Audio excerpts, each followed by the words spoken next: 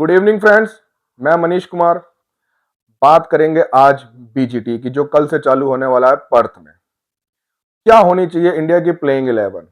कुछ इंजरीज के इशू हैं, कुछ अपने पर्सनल इश्यूज हैं प्लेयरों के, तो उस पर ही बात करेंगे आज। देखिए, ओपनिंग स्लॉट में तो मेरे हिसाब से केएल राहुल और जायसवाल को आना चाहिए। जायसवाल का तो कोई इश्यू नहीं है, वो तो बंदा फॉर्म में है और उसकी बैटिंग चलना हमारे लिए बहुत जरूरी है।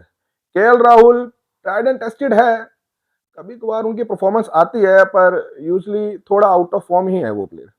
बट जैसे सभी जानते हैं कि नई बॉल से वो खेलते हैं, आईपीएल में भी लखनऊ की वजह टीम में और पंजाब की तरफ से उन्होंने ओपनिंग करी है। इंटरनेशनल क्रिकेट में भी उनका जो करियर स्टार्ट हुआ था वो एज ए ओपनर ही हुआ था, पर उसको वो पोजीशन को फुलफिल नहीं कर पाए, तो थोड़ा मिडल ऑर्डर में आ गए थे। बट स्टिल वो बंदा खेल सकता है।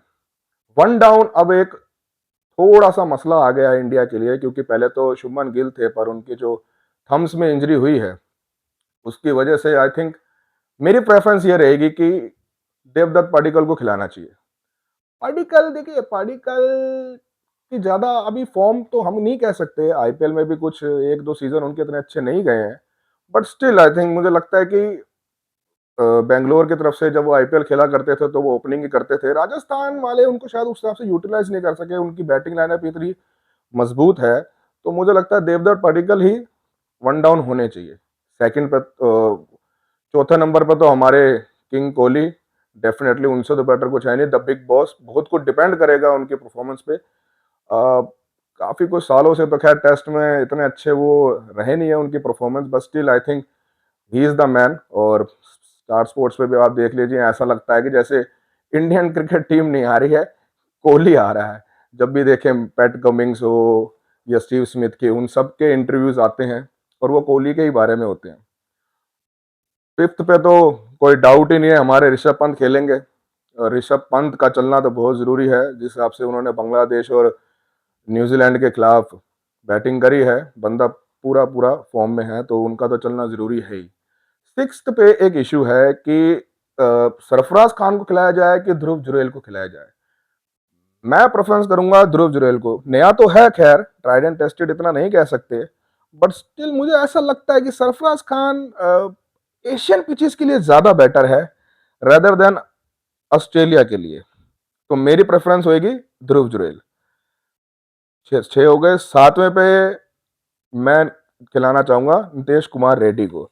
नीतीश कुमार रेड्डी को मैं इसलिए खिलाना चाहूंगा क्योंकि पर्थ है, आपके पास ज्यादा ऑप्शन है नहीं फास्ट बॉलिंग ऑलराउंडर के लिए।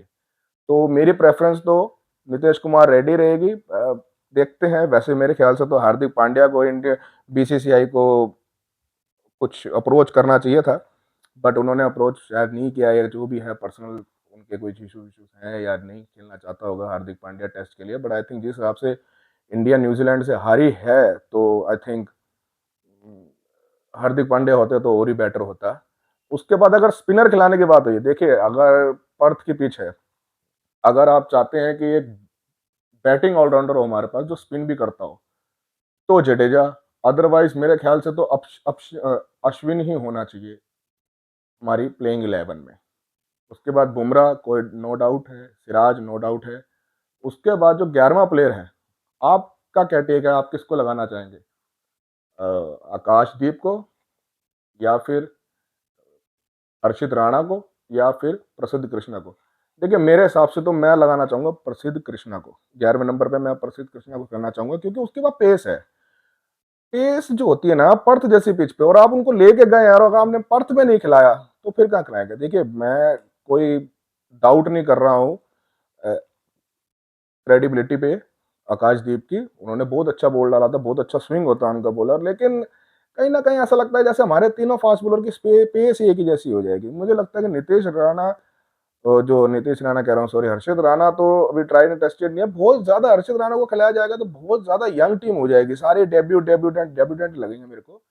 तो मैं प्रसिद्ध कृष्णा को खिलाना चाहूंगा, और उसकी बॉल में पेस है, बाउंस है। मुझे लगता है नई बॉल से अगर मोहम्मद सिराज और बुमराह बॉलिंग करते हैं, तो पुरानी बॉल से भी हर प्रसिद्ध कृष्णा की बॉल कुछ ना कुछ तो कुछ करेगी।